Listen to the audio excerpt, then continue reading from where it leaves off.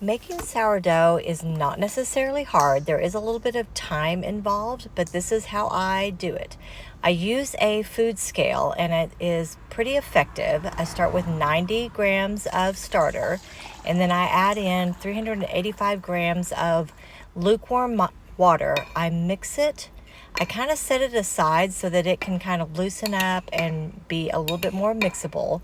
And then as it's setting aside, it will get a little runnier. Then I move on to my dry ingredients. I start with 520 grams of organic flour, weighing that out really carefully, and then 2 tablespoons of sea salt, and mix in the dry ingredients. Then I take my wet ingredients and incorporate it into all those dry ingredients.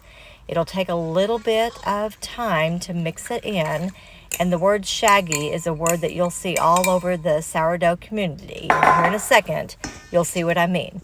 So mix, mix, mix. This is a Dutch whisk. I thought I didn't need it, but I really do enjoy it with the sourdoughs. You'll keep mixing, and you don't really want it to be crazy smooth. You'll just want it to look kind of shaggy. So I get everything off the edges, and then what I'll do is I'll set that to the side for 15 minutes, and then you're going to do a set of 4 stretch and folds. I don't like to touch the dough, so I use this dough scraper to kind of get it off of the bowl. And then what you should do is you'll pick it up, and it's going to be really stretchy, and then fold it onto itself. Try to turn the dough 90 degrees, fold it again in half, turn it 90 degrees, fold it again in half, turn it 90 degrees, fold it again in half, and it's getting stiffer and stiffer, which is a good sign. Then set it back into your bowl, cover it with a damp cloth, set a timer for 15 minutes, and do that again. Then what you'll do is you'll leave it overnight, anywhere from 12 to 24 hours. And when you're ready, you're going to turn your oven on 500 degrees, and you're going to preheat your oven and your Dutch ovens. I always bake 2 loaves at a time because I figure if I'm going to heat up my kitchen, I'm going to get the most bang for the buck.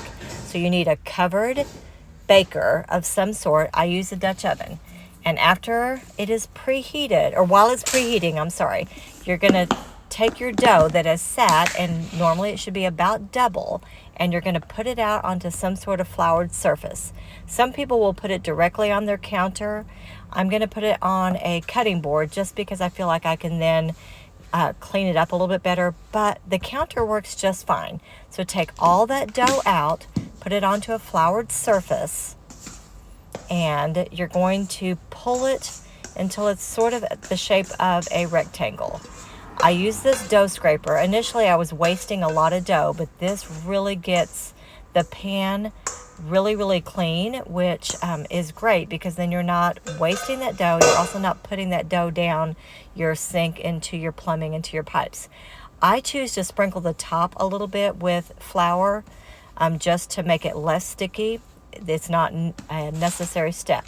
Once I've got it in kind of the shape of a rectangle, I'm going to take and fold it over into thirds. So I'll take the left edge, bring it kind of over to the middle, fold it into the middle, then I'll take the right edge, fold it over to the middle, then I'll take the top, fold it over to the middle, the bottom, fold it over to the middle, and then I'm going to take that dough, and I've got a parchment lined basket. This is a Benetton basket, I believe is the term that they use for it.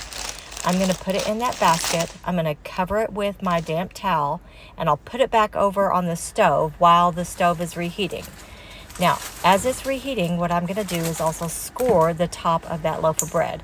I use scissors. They have some really fancy blades that you can score it with.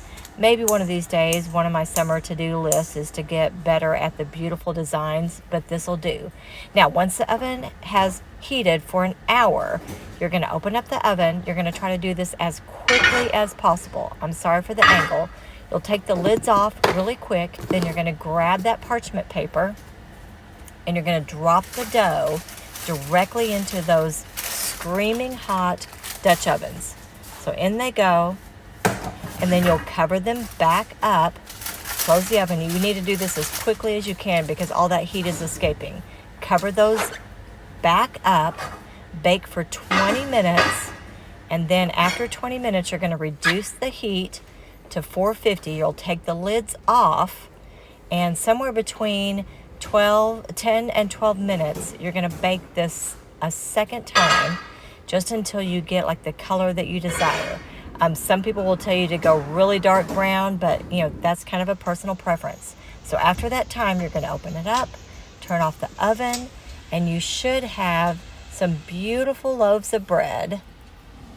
And I put them on like just a wire rack to cool, and cover them with like just a dish towel so that they don't get sweaty.